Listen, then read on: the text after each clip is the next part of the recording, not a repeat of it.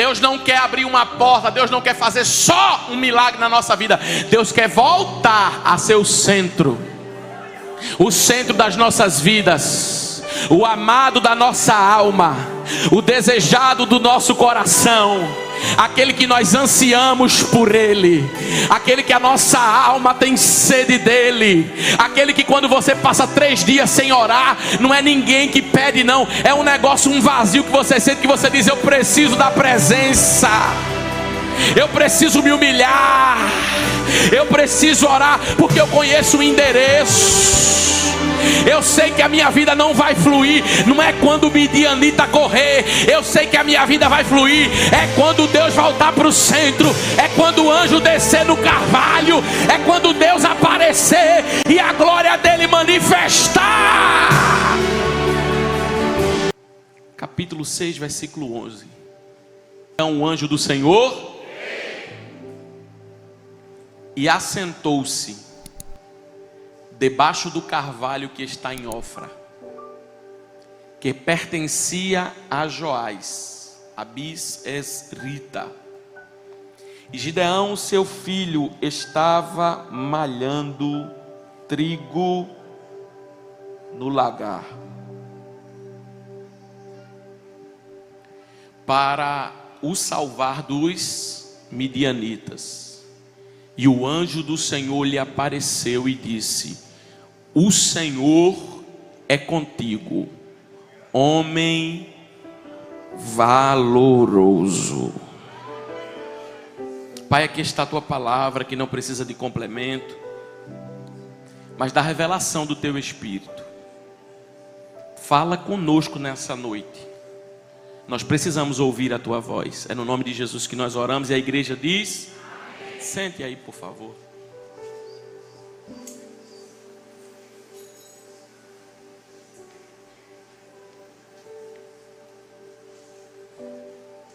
O livro dos Juízes foi um livro onde 11 juízes se levantaram para profetizar e ser porta-voz de Deus à nação de Israel. É interessante que sai um juiz, entra outro juiz, sai um juiz, entra outro juiz, muda o juiz, mas a mensagem é a mesma. E é interessante nós observarmos que o contexto do capítulo 6 e do verso 11 é que o clamor do povo chegou até Deus. E é interessante nós observarmos algumas verdades acerca desse contexto aqui. Porque o povo está sofrendo a opressão dos midianitas. O povo está vendo o trigo ser roubado, a colheita ser roubada, os animais não produzirem. Porque toda vez na hora das suas plantações, o inimigo vem, os midianitas vêm e roubam tudo que é de direito deles. A Bíblia vai dizer que a mão deles estava pesada demais. Então o cenário havia um peso muito grande. O cenário havia uma situação muito caótica. Havia situações muito difíceis na vida deste povo. E a Bíblia vai dizer que eles passam a clamar ao Senhor, dizendo: Senhor, resolve essa situação. Senhor, nos ajuda. Senhor, nos socorre. Senhor, nós estamos precisando da tua mão aqui. Mas é interessante que o capítulo 6, versículo 1, vai falar da causa e do efeito. A causa. E Israel fez o que era mal perante o Senhor. Você pode dizer depois de mim: Israel fez o que era mal perante o Senhor. E o Senhor os entregou nas mãos dos... O efeito da causa é Deus ter os entregue, mas a causa é eles terem se afastado. Então, quando os efeitos começarem a aparecer na nossa vida, nós temos que avaliar se o que está causando o efeito é algo que eu preciso posicionar, reorganizar na minha vida, ou algo que eu preciso esperar porque Deus vai fazer. Porque existem coisas que Deus vai fazer e que você não pode fazer. Mas existem outras que você tem que fazer e Deus não vai fazer. Eu vou repetir: existem coisas que você vai fazer e que Deus não vai fazer.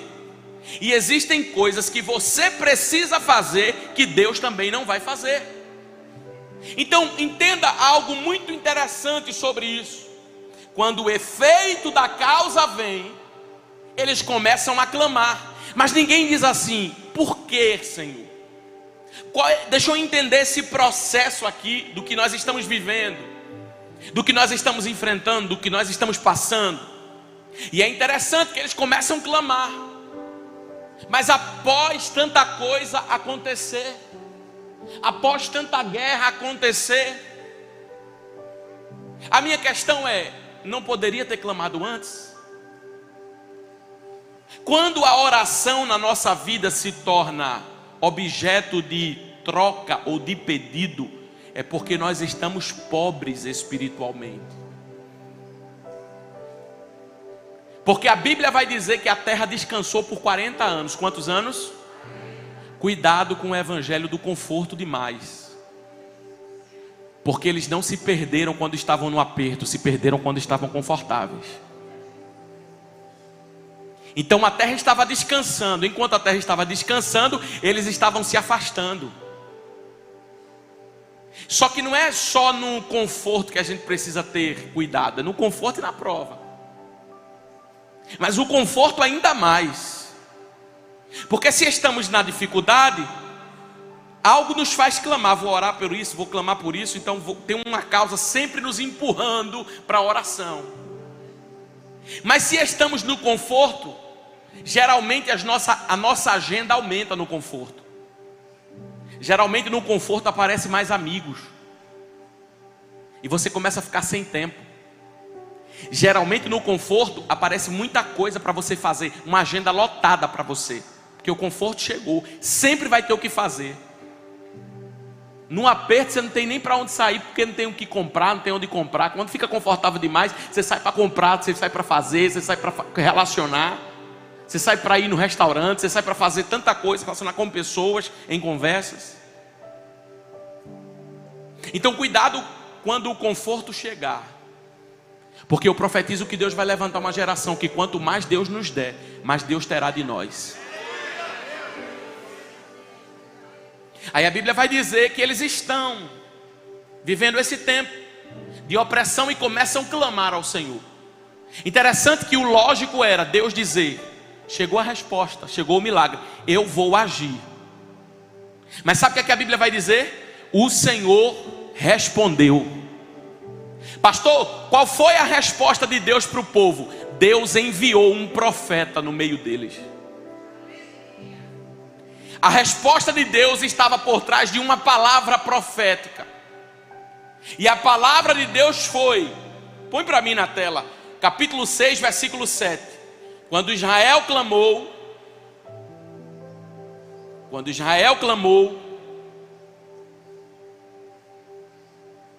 por causa dos midianitas, versículo 8, o Senhor lhes enviou um.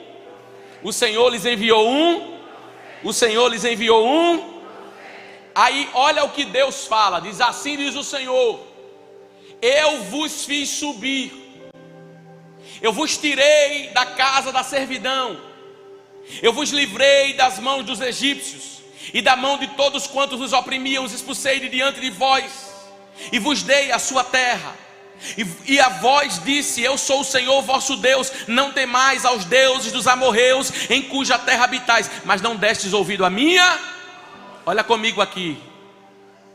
Eles estão querendo que Deus livre eles dos midianitas, mas Deus traz um profeta e lhes diz a seguinte mensagem: foi eu que, quando vocês eram escravos no Egito, enviei socorro para vocês. Vocês viviam sobre opressão. Vocês eram um povo que os filhos de vocês nasciam e já eram fadados a serem escravos. Escravo não trabalha para ter para si. Escravo trabalha para ter para alguém. Vocês não têm direito nem de colher o fruto do trabalho de vocês. Só que sabe o que foi que eu fiz? Eu tirei vocês da escravidão e tornei vocês livres. Sabe, Israel, o que foi que eu fiz na vida de vocês? Eu peguei a vida de vocês e entreguei a primeira lei áurea que foi instituída. Não foi aqui no Brasil e nem na África. Foi eu que tirei vocês de escravidão e aboli a escravatura e dei liberdade para vocês. Mas sabe qual foi o problema, Israel? Vocês esqueceram rápido demais do que eu fiz.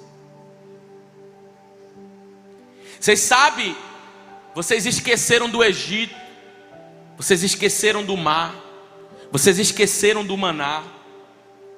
Quando Deus começa a falar com Israel, Deus não acusa Israel de um pecado após outro. Deus acusa Israel de um pecado chamado ingratidão. Deus diz para Israel: eu fiz tanta coisa na vida de vocês, eu agi tanto na vida de vocês, eu tirei vocês do Egito, eu mudei a história de vocês, eu transformei a história de vocês, mas sabe o que aconteceu? Vocês se afastaram de mim. Porque eu posso falar uma coisa: todo ingrato perde a sua memória espiritual.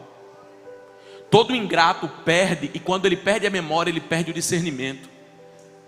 Todo ingrato, e o maior perigo do ingrato não é o inimigo que oprime, mas é um coração que esquece.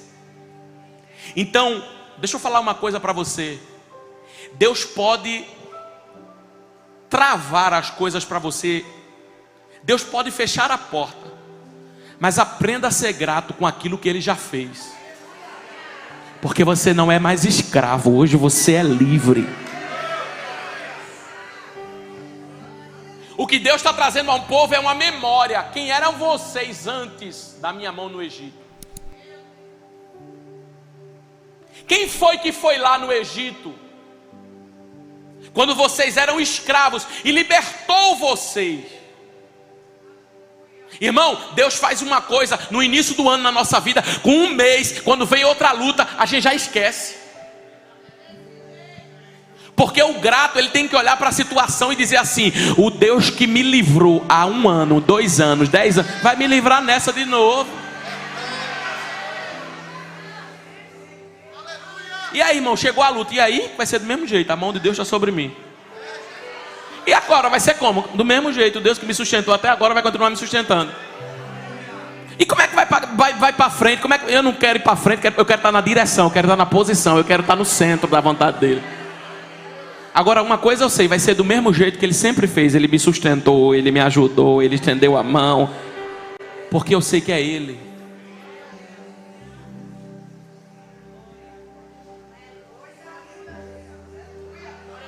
Deus estava ensinando um princípio ao povo: não esqueçam do que eu fiz. Você sabe que a gratidão traz bênçãos sobre a nossa vida, irmão. 10 receberam, mas só um voltou para agradecer. Sabe por quê? Porque depois que muitos conseguem o que querem, esquecem do que eram.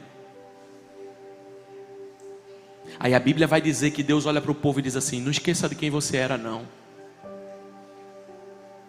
Não esqueça de onde eu te tirei, não. Não esqueça o que eu fiz na tua vida, não. Porque o grato, ele olha para a situação e ele sempre vai ter algo na sua vida. Ele sempre vai viver algo e diz assim: eu não mereço isso, não. Mas isso não é a falsa, não é a modéstia, humildade nem humilhação. É porque ele sabe de onde Deus o tirou. Ele sabe que ele estava contando moeda um dia, e agora ele está contando cédula. E isso para ele já é muita coisa. Então, deixa eu falar uma coisa para você. Quando Deus se apresenta a Gideão, ele estava dizendo, quando Deus se apresenta para o povo, ele estava dizendo: não esqueçam do que eu já fiz na vida de vocês. Segunda coisa, a Bíblia vai dizer que Gideão estava malhando trigo nu. Gideão, me ajuda. Gideão estava malhando trigo nu. no lagar. Todo mundo já sabe, já está cansado de saber. Inclusive eu perguntei para Deus, por que eu vou pregar essa mensagem de novo, Senhor? Todo mundo já sabe que lagar não é lugar de malhar trigo, que eira é lugar de malhar de trigo, lá no alto, no vento. Que lagar é lugar que fica embaixo, lugar de pisar uva. Só que Deus falou comigo algo. E não é sobre performance, é sobre aquilo que Ele quer falar. Então, Gideão está... Olha comigo o cenário. Os midianitas estão roubando o trigo. Os midianitas estão atacando. Eles estão vivendo uma guerra. Mas a Bíblia diz que o povo está escondido nas cavernas. Só que Deus encontrou um com uma postura diferente. Porque o que vai diferenciar pessoas não é a etnia, não é a cor dos olhos, não é a classe social. É a posição que toma diante das situações. Deus olhou para o povo e viu o povo se escondendo nas cavernas. Mas Deus olhou para Gideão e viu Gideão fazendo algo que era difícil num lugar apertado, escondido, mas não se esquivou de fazer. Entenda, Gideão estava num lugar de aperto. Gideão estava num lugar de calor. A eira tem vento, o lagar é calorento. Gideão estava escondido, malhando trigo no lagar durante 7 anos. No mínimo cansado mentalmente, no mínimo cansado fisicamente. É nesse cenário que Deus aparece. O anjo não apareceu, e a Bíblia diz que foi o anjo do teofania de Deus, aparição de Deus no Antigo Testamento. Quem apareceu não foi um anjo, quem apareceu foi Deus. Quando Gideão está no aperto, quando Gideão está cansado, quando Gideão está fadigado, quando Gideão está trabalhando, quando Gideão está no calor, o anjo veio. Porque o anjo não veio quando Gideão venceu. O anjo não apareceu. Deus não apareceu quando Gideão venceu. Deus não apareceu quando Gideão estava com um troféu na mão. Deus apareceu quando Gideão estava lutando sozinho. Porque Deus não espera você ficar forte. Ele te encontra quando você está se esforçando. Eu estou pregando para alguém aqui nessa noite que não está forte, que não está com as suas forças e nem com a sua energia 100%, mas está se esforçando e dizendo: eu estou lutando para não parar. Quando o anjo aparece, Gideão não está forte, mas está lutando.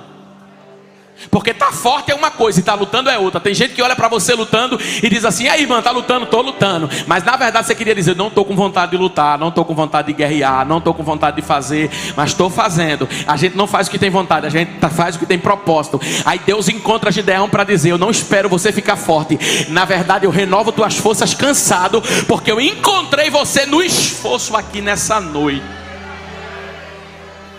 Talvez você esteja vivendo assim, malhando trigo, cansado, lutando. E sabe o que eu acho interessante? Gideão está malhando trigo no lugar errado. Gideão está malhando trigo no lugar, mas debaixo dos olhos certos. Mas sabe por que ele está malhando o trigo no lugar errado? Porque ele não estava onde queria, ele estava onde dava. Porque o negócio apertou tanto que ele teve que entrar num lagar. Apertou tanto que ele teve que sair do lugar espaçoso, do lugar amplo, para ir para o lugar apertado, para ir para o lugar calorento, para ir para o lugar escondido, para ir para o lugar que ninguém vê. E ele não está onde quer, ele está onde dá. Porque quando o negócio aperta, Deus nos ensina a improvisar. Eu preciso repetir isso aqui. Quando o negócio aperta, Deus nos ensina a improvisar. É interessante que, mesmo improvisando, Deus chegou. Por que Deus chegou, pastor? Eu vou repetir. Mesmo improvisando, Deus chegou. Por que Deus chegou? Porque Deus honra quem não para. Faz o que dá, mas não para. Ô minha irmã, eu acho que a senhora sabe bem o que é isso, né? Abrir a geladeira e não encontrar carne para fazer almoço, mas ter um ingrediente em casa muito versátil chamado ovo. E com ovo dá para fazer tanta coisa. Aí às vezes alguém entra na tua casa e vê um negócio diferente, um omelete com um negócio em cima e com a verdura. É ovo. Vê um macarrão enrolado num negócio diferente com uns temperos em cima. Macarrão à carbonara. É ovo. Porque você aprendeu a improvisar no aperto. Ô meu irmão, aquelas contas que você fez que quando não deu, que você disse assim, para mim pode faltar, mas deixa eu honrar minha mulher, meus filhos, pagar as contas aqui certinho. Eu não sei porque é para mim comprar uma roupa, o que é para mim comprar um perfume, mas dando certo para os meus filhos, para minha casa está certo. Porque quando o aperto chega, a vida nos ensina a improvisar. Não é o que você queria, mas é o que está dando para o momento. Gideão está dentro do lagar porque ele está ensinando uma coisa. Não é o que eu queria, não é o que eu planejei. Eu não planejei morar nesse apartamento, eu não planejei morar nessa casa. Eu não planejei estar andando nesse carro. Eu não planejei estar trabalhando nesse emprego. Mas como o aperto chegou, eu tenho que improvisar. Aí o anjo do Senhor vem. Porque Deus encontra gente determinada. Deus encontra gente que tem até, diz assim, todo mundo está parando, todo mundo está desistindo, o que é que eu vou fazer no meio de uma crise dessa? Mas Deus vai te dar ideias que os outros não tiveram. Deus vai visitar a tua mente aqui hoje, você vai fluir no meio de crises na sua vida. Eu quero liberar uma palavra profética sobre a tua vida, nesse improviso que você tem na sua vida, nesse seu jeitinho, porque fazer uma limonada com 6 limões é muito fácil, mas minha irmã, meu irmão, você é daquele que se tiver um limão, você faz uma limonada. É Deus dizendo para você, ei, eu te sustento quando você está em abundância, mas quando você está em falta, eu continuo também com a minha mão estendida. Quando o anjo chega no lagar, ele está dizendo, você está no aperto, mas eu estou aqui com você.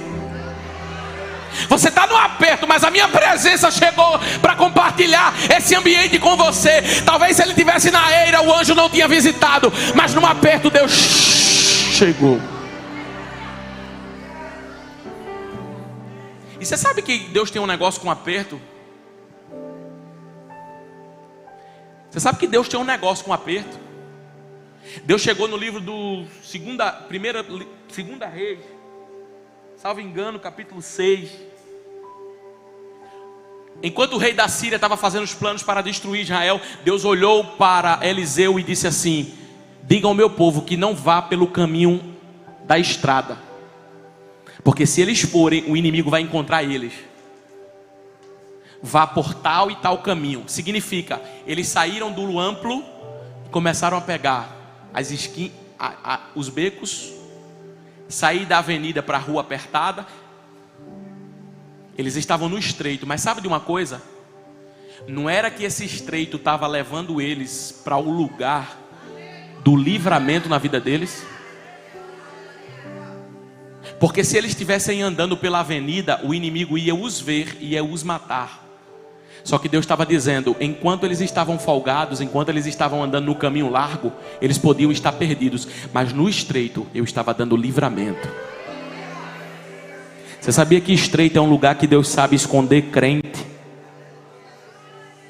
Porque o mesmo lagar que te apertou é o mesmo lagar que vai lançar você para o projeto de Deus na sua vida.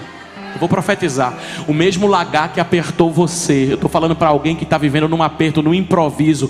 Mas Deus manda dizer, é só um improviso. Você vai voltar aos teus planos, o papel, a caderneta que você fez, vai voltar a acontecer na tua vida, porque o meu nome vai ser glorificado. Você está nesse lagar não é para ser esmagado. Você está nesse lagar para ser preparado para o tempo que eu tenho determinado para a sua vida. É preparação. Só que sabe o que é que eu acho interessante? A Bíblia vai dizer que o anjo do Senhor veio. Diga depois de mim, o anjo do Senhor. O anjo do Senhor. O anjo do Senhor. Sabe o que é que eu acho interessante? Eles estavam clamando e dizendo, Senhor, me tira dessa situação. Mas sabe onde Deus estava?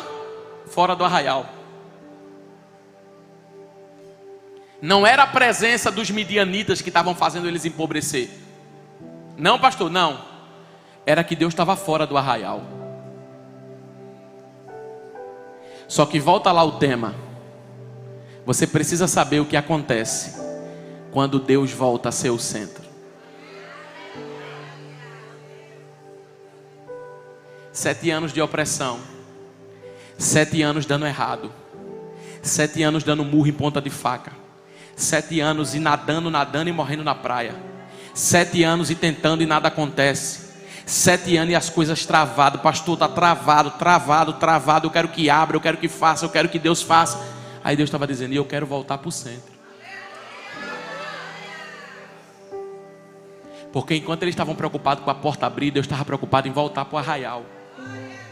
Porque se a Bíblia diz que o anjo veio, é porque ele não estava. Há uma geração que está preocupada pedindo a Deus, Senhor, me livra do midianita, mas está esquecendo de dizer, Senhor, volta para o centro. Deus te trouxe nessa semana profética, nesse 3º dia, para dizer para você, não é sobre presença de midianita, é sobre a minha presença que está ausente do centro. Você está se preocupando tanto com porta, está se preocupando tanto com chave, está se preocupando tanto com o que vai acontecer, que está esquecendo onde é que eu estou na tua vida. Mas eu quero voltar a ser o centro. Porque a Bíblia diz que quando o anjo veio, quando ele chega, a viúva de Naim está saindo no cortejo, mas a Bíblia diz, e chegando ele em Naim. A questão não era aquilo que estava acontecendo, a questão é que Deus não estava no centro. E nessa noite Deus está dizendo, eu procuro uma igreja que queira me colocar no centro. Porque o anjo quer se assentar no carvalho que está em Ofra e dizer, Gideão, deixa eu conversar com você uma história aqui. Deus não quer abrir uma porta, Deus não quer fazer só um milagre na nossa vida. Deus quer voltar a ser o centro das nossas vidas, o amado da nossa alma, o desejado do nosso coração, aquele que nós ansiamos por Ele, aquele que a nossa alma tem sede dEle, aquele que quando você passa 3 dias sem orar, não é ninguém que pede não, é um negócio, um vazio que você sente, que você diz, eu preciso da presença, eu preciso me humilhar, eu preciso orar, porque eu conheço o endereço. Eu sei que a minha vida não vai fluir, não é quando o midianita correr. Eu sei que a minha vida vai fluir, é quando Deus voltar para o centro, é quando o anjo descer no carvalho, é quando Deus aparecer e a glória dele manifestar.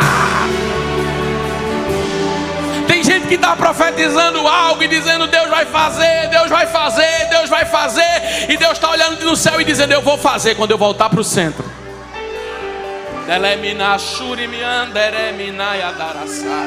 Eita, que eu estou sentindo graça de Deus aqui. Entenda, o centro não é você, o centro não são as suas necessidades pessoais. Ô meu irmão,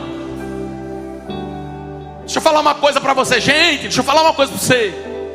Tem gente que está sentado na igreja, tem gente que está ouvindo a palavra, mas tem uma venda nos olhos espirituais dele, que ele não consegue despertar para o fogo que o irmão do lado dele está vivendo. Porque o anjo estava no lagar, mas não estava em Israel.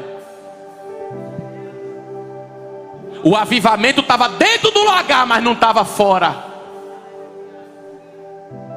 Não é que nós somos exclusivistas, não.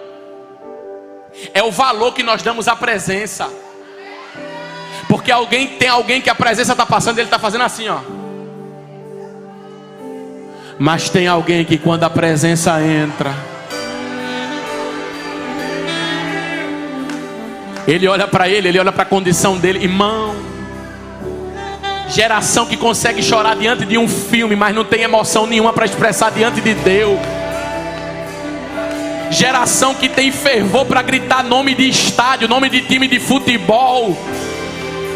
Tem fervor para sair correndo no meio da rua, mas não tem coragem de correr com um panfleto na mão para evangelizar uma alma. E a gente está orando dizendo, tira os midianitas. Ele está dizendo, tira, bota a minha presença de volta. Porque enquanto tu me adora, eu cuido da tua casa. Tu me adora e eu visito tua família. Tu me adora e eu visito tua saúde. Tu me adora e o inimigo eu vou botar para correr. Geração que tem tempo para tudo, mas para as coisas de Deus não tem.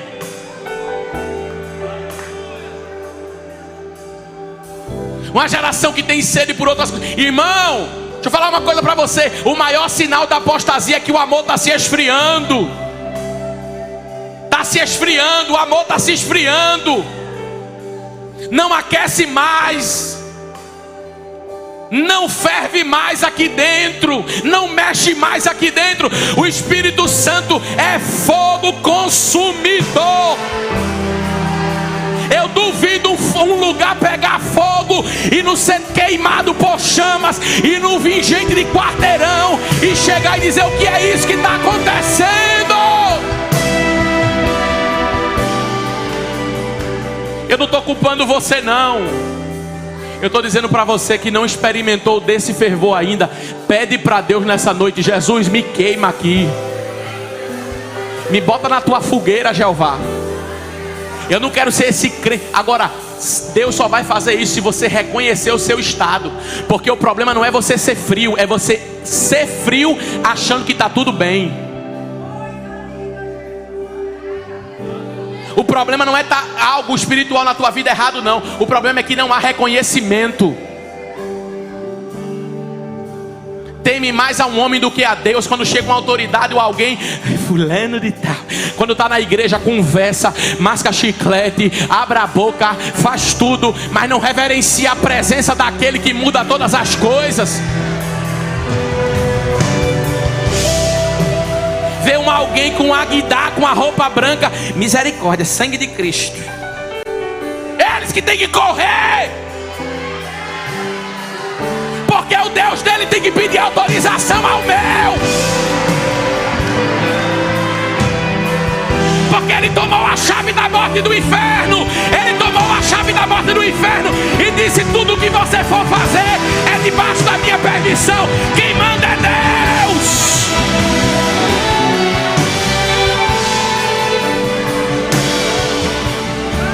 Eu sonho com uma igreja que tem sede em adorar e não está preocupada com a hora do relógio, com minutos que está passando. Deus vai nos tomar aqui em adorações de 40 minutos, de 50 minutos, porque a glória dele precisa voltar. O anjo quer descer no carvalho de Ofra hoje.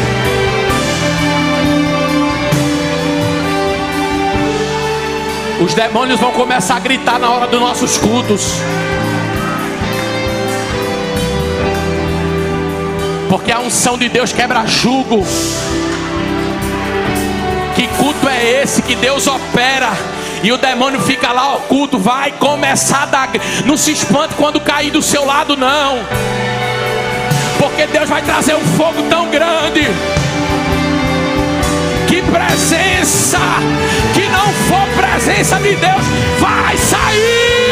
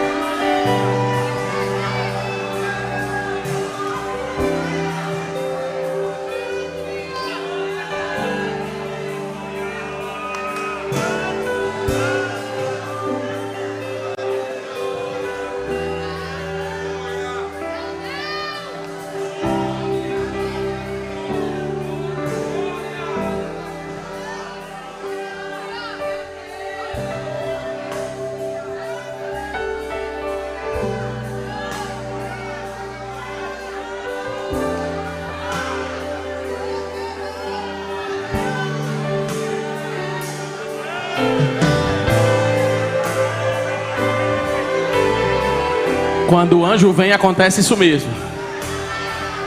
E ele veio e assentou-se. Darabaxeremicamácia.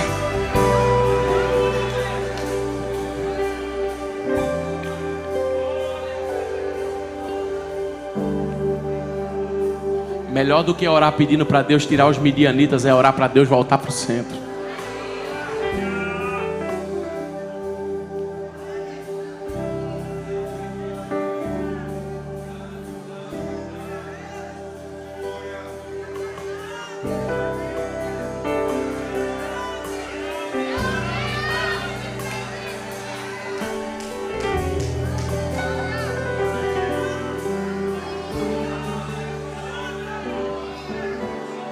Quando o anjo veio, ele se assentou.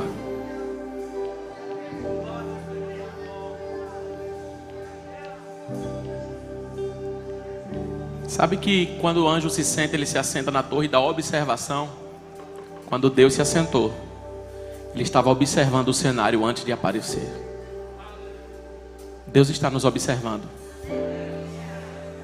Ele sabe todos os passos que nós demos hoje, o que pensamos, o que falamos, o que a gente não abriu a boca, mas chegou no nosso pensamento. Quando ele chegou, ele apareceu, ele sentou. Enquanto a nação de Israel estava inquieta, o anjo se assenta para ensinar uma coisa. Só se assenta na inquietação quem tem um governo. Quando ele se assenta, ele aparece. Quando ele aparece, ele libera uma palavra: o Senhor é contigo. Vai nesta tua, porque eu estarei contigo, e tu vencerás os midianitas como se fosse um homem só. Pronto, acabou. Acabou, pastor? Acabou. Uma conversa de Deus com Gideão mudou o cenário de uma nação. Agora imagina se a gente está no aperto e não deixa que a preocupação roube a nossa adoração. Imagina se a gente está no aperto e faz desse momento difícil um momento de mais intimidade e mais comunhão com Deus. A nação, 7 anos os midianitas roubando, 7 anos os midianitas saqueando. Aí Deus chegou com uma conversa para Gideão: varão valoroso, o Senhor é contigo, e tu vai vencer como se fosse um homem só. Pronto, acabou. Pastor, no meio de tanta dificuldade, uma conversa só. É por isso que Mateus 6 é poderoso. 6:9, tu quando orares, entra no teu quarto, fecha a tua porta, porque uma conversa de Deus com você e de você com Deus pode fazer Deus mudar a história de uma nação.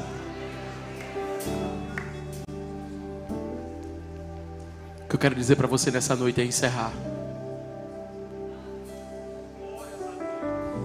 dizendo que não é preocupação de quando os midianitas vão sair, de quando o trigo vai voltar a produzir. A minha preocupação é quando Deus voltar a ser o centro. Tudo vai voltar para o seu lugar.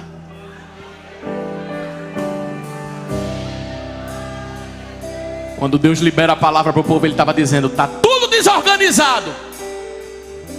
Os midianitas bagunçaram muito. Fica tranquilo, eu voltei para o centro, eu estou no carvalho. E eu estou dizendo, vou colocar eles para correr. Eminência. Fica tranquilo que essa intimidade que você está gerando comigo vai colocar o que está fora do lugar na tua casa, na tua família, na tua vida financeira. Só me adora, só mergulha. Ande, rei, me assure. Eita, Jesus está aqui presente. Só exalta o meu nome, só me glorifica, só me adora, só me adora. Salmo 34:4 para encerrar com a bomba no inferno. Salmo 34:4, sabe o que o salmista diz? Busquei o quê? Busquei ao Senhor, e Ele me respondeu e me livrou de todos os meus. Não peça primeiro para livrar dos temores. Primeiro busque, que quando você estiver na busca e ele voltar para o centro, os teus temores serão visitados, as tuas lágrimas serão enxutas, o teu choro será convertido em alegria, porque Deus no centro vai colocar tudo no seu devido lugar. Levante a mão para adorar, levante a mão para adorar, levante a mão para adorar. Derebe calabada caia da camute kemidore bekemivia ribicovia daragaste ó reverência. Eita, que Jesus está descendo aqui na casa. Recebe variedade de línguas estranhas. Tu vai falar uma língua que nunca falou. Né, lá, não. É língua estranha do céu. É fogo consumidor. Recebe, recebe, recebe, recebe, recebe, recebe, recebe, recebe, recebe, recebe.